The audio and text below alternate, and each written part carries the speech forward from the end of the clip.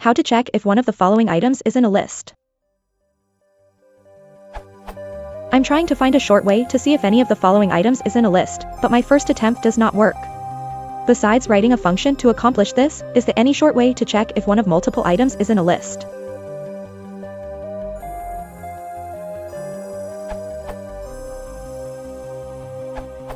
Think about what the code actually says.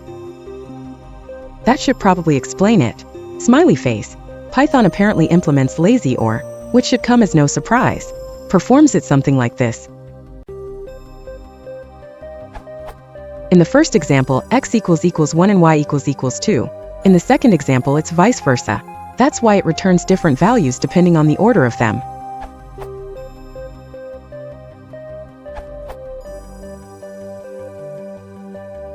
Both empty lists and empty sets are false, so you can use the value directly as a truth value.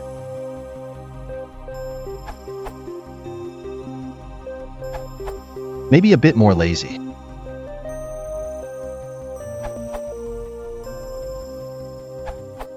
I was thinking of this slight variation on Tobias solution.